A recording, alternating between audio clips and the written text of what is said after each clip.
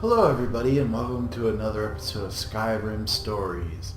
I am your host LD and tonight we will be reading the volume 1 of the Timeline series, Before the Ages of Man, by a Centaur of Shimmerine.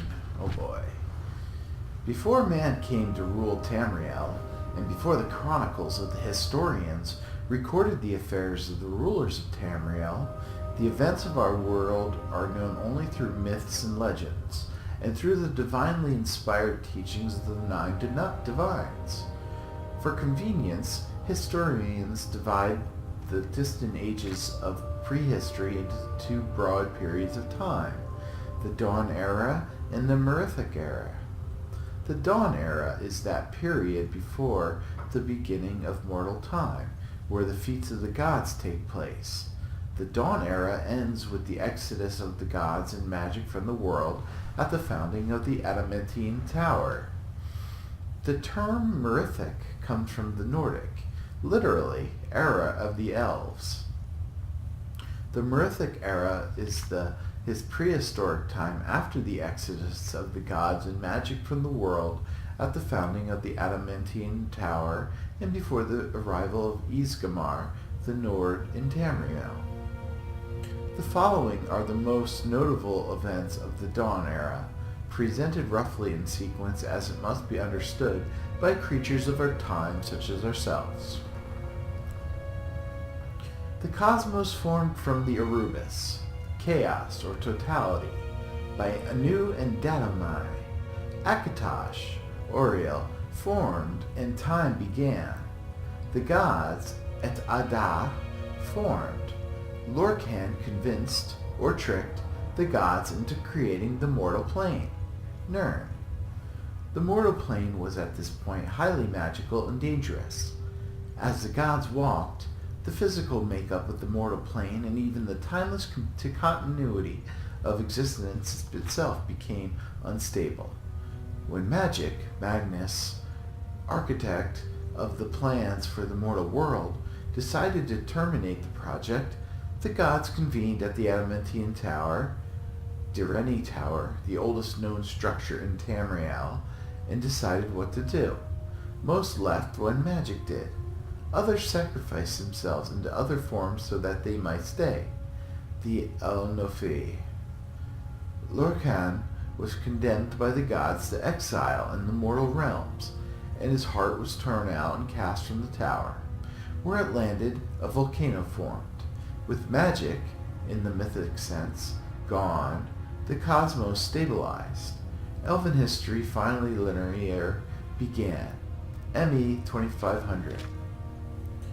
The Merithic Era. The Merithic Era was figured by early Nord scholars as a series of years numbered in reverse order backwards from their beginning of time, the founding of the Cameron dynasty, recorded as year 0 of the First Era. The prehistoric events of the Mithric Era are listed here with their traditional Nordic Merithic dates. The earliest Merithic date cited by King Harold's scholar was ME 2500, the Nordic reckoning of the year of time. As such, the Merithic Era extends from Merithic Era 2500 in the distant past to Merithic Era 1, the year before the founding of the Cameron dynasty and the establishment of the White Gold Tower as an independent city-state.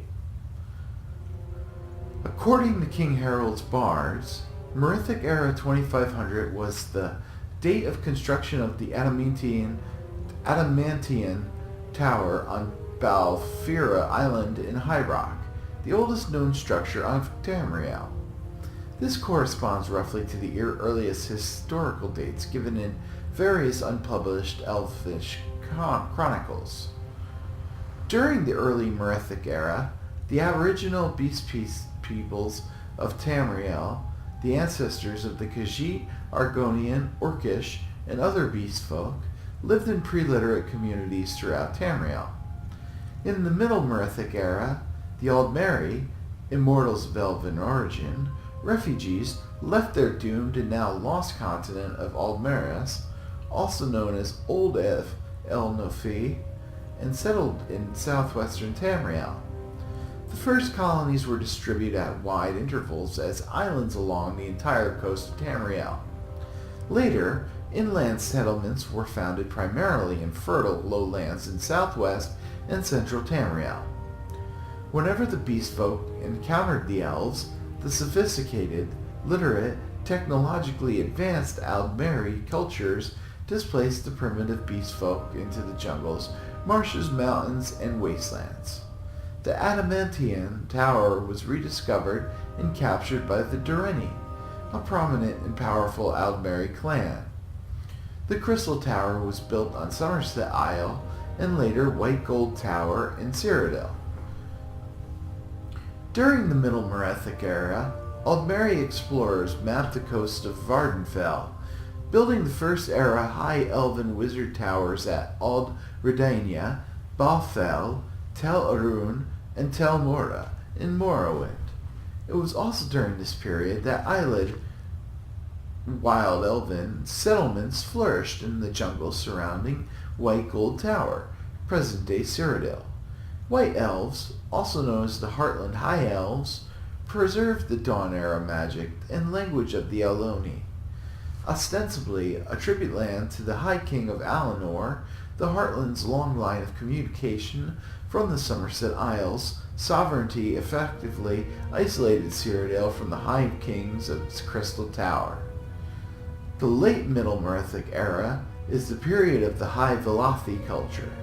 The Chimer, ancestors of modern Dunmer, or Dark Elves, were dynamic, ambitious, long-lived elven clans devoted to fundamentalist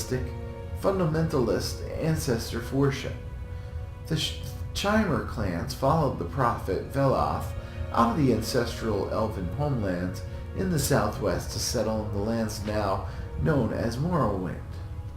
Despising the secular culture and profane practices of the Dwemer, the Chimer also coveted the lands and resources of the Dwemer, and for centuries provoked them with minor raids and territorial disputes.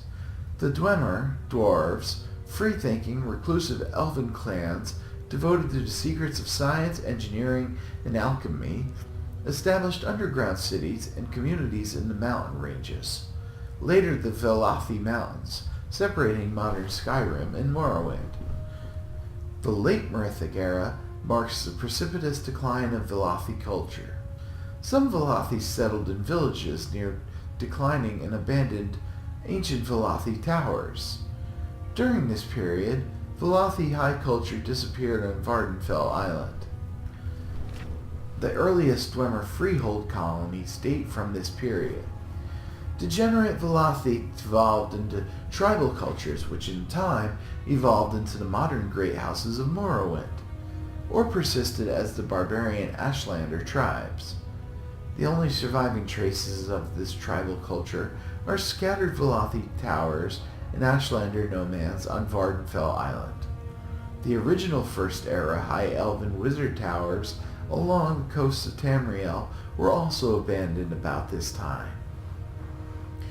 It was in the late Merethic area that the pre-literate humans, the so-called Nedic peoples, from the continent of Atmora, also Altmora, or the Elderwood in Aldmeris, migrated and settled in northern Tamriel.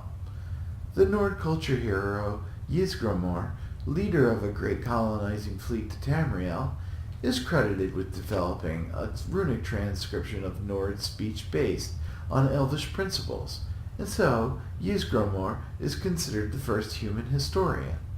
Ysgramor's fleet landed at Hisardak Head at the extreme northern tip of Skyrim's Broken Cape. The Nords built there the legendary city of Sarthal. The elves drove the men away during the Night of Tears, but Ysgramor soon returned with his 500 companions.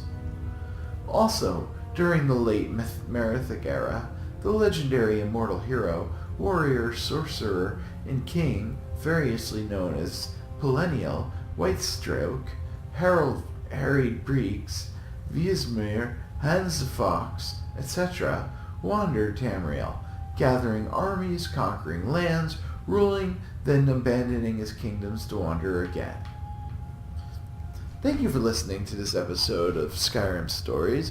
Once again, I am your host, LD. If you like this story, please leave a like below. And if you want to hear more, subscribe, because we're reading a lot of these, and there are quite a few to get through. So, thank you very much for watching, and have a nice night.